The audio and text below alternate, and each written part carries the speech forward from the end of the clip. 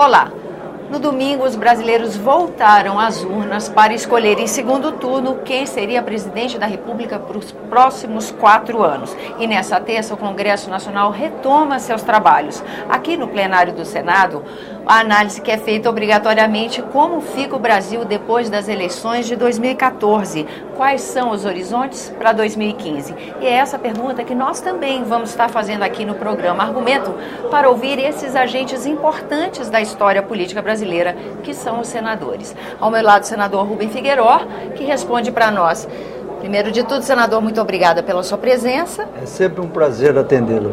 Igualmente, tê-lo aqui no nosso programa. E começo perguntando, o que o senhor destaca nesse momento de reflexão, né? Que a nossa casa está nessa reflexão sobre os novos rumos, ou a continuação de rumos. Como é que o senhor está vendo o Brasil depois das eleições de 2014? Essas eleições, tanto no primeiro como no segundo turno, despertaram a consciência nacional. Nós, no curso da história política do Brasil, talvez poucos movimentos tiveram uma participação intensa do povo brasileiro. Todas as classes sociais, independentemente de pensamentos e ideologias, todos eles estiveram, através dos meios de comunicação, nas praças, nas ruas, nos campos e nas cidades, tentando mostrar que era preciso fazer mudanças nesse país. Evidentemente, esse é o fato mais extraordinário, a participação popular, o povo clamando pelos seus mais nobres objetivos, que é a mudança dessa estrutura que nós temos hoje. Aprimoramento, né? Aprimoramento político, desejando reformas que são tão necessárias e tão proclamadas pela população brasileira. Agora, senador, a diferença, a margem, né, de diferença de um candidato para outro no segundo turno, muito pequena. E isso, para muitos dos comentaristas políticos, tem o significado de um país muito dividido. Como é que o senhor vê essa interpretação dos dados? Evidentemente que não se pode negar que houve uma divisão de águas nesse país. Os que querem que permaneçam as coisas como estão e aqueles que desejam a mudança. Mas no fundo, se você analisar bem, todas essas águas também se confluem lá na frente.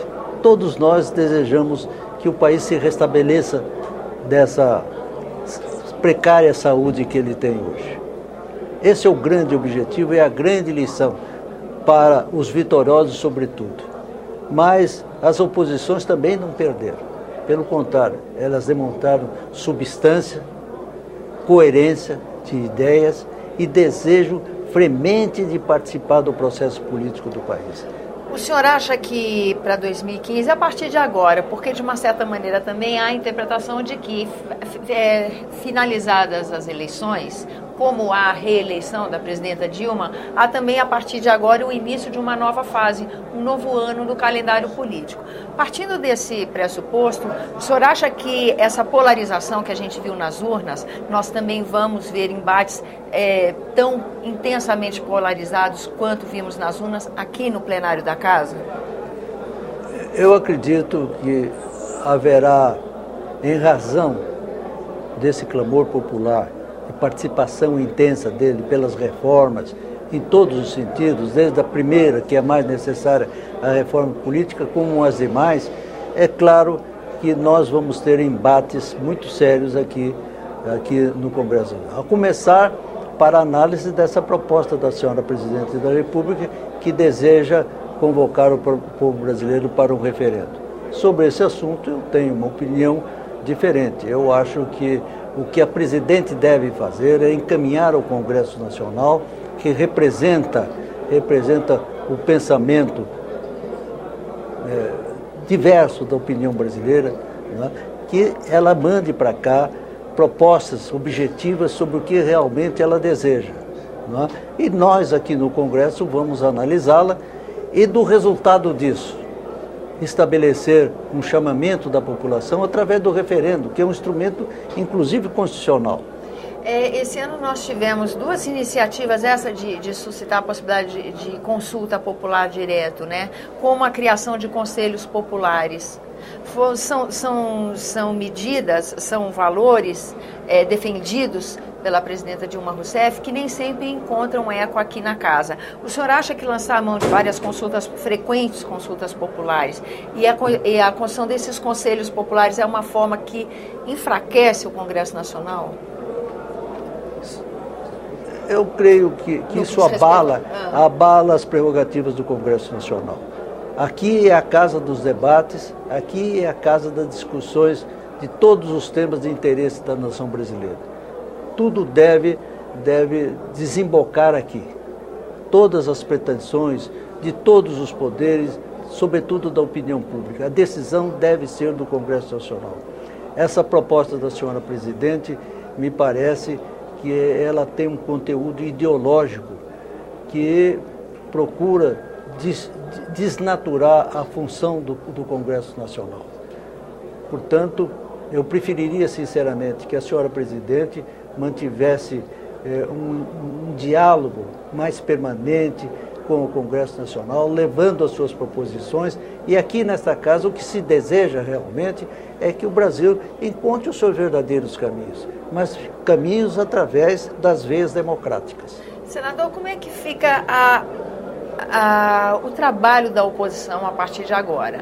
Por exemplo, na abertura dos trabalhos, nós ouvimos um dos vice-líderes do PSDB, o senador Paulo Bauer, né, sobre esse tema.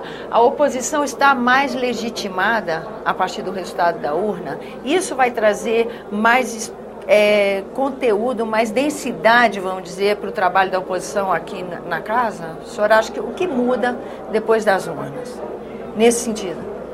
Eu me manifestei há poucos instantes da tribuna do Senado também no mesmo sentido.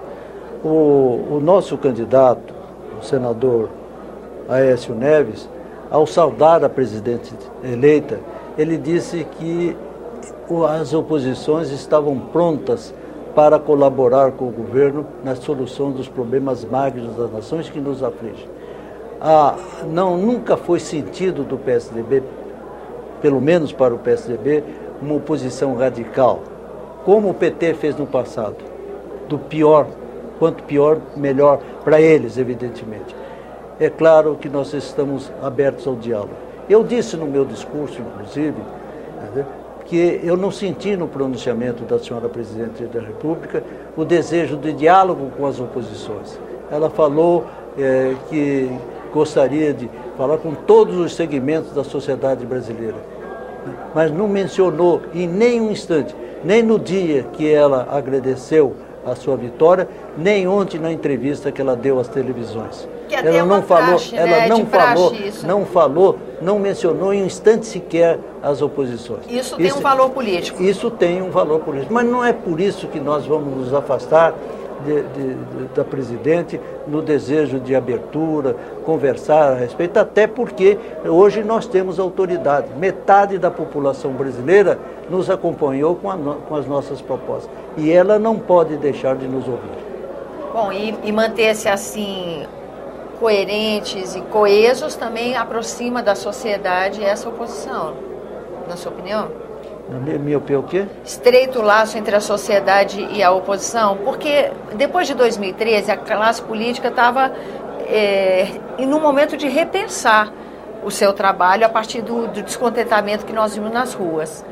O senhor acha que depois dessa eleição, com essa margem de votos tão apertadas, a oposição cria nova consistência e se aproxima também da sociedade? As oposições vocalizaram a opinião de uma grande parcela da opinião pública brasileira. É obrigação das oposições hoje, sobretudo do meu partido, o PSDB, ouvi-las e perseguir a consecução desses anseios da nação brasileira. Hoje a responsabilidade das oposições e sobretudo do meu partido é muito grande.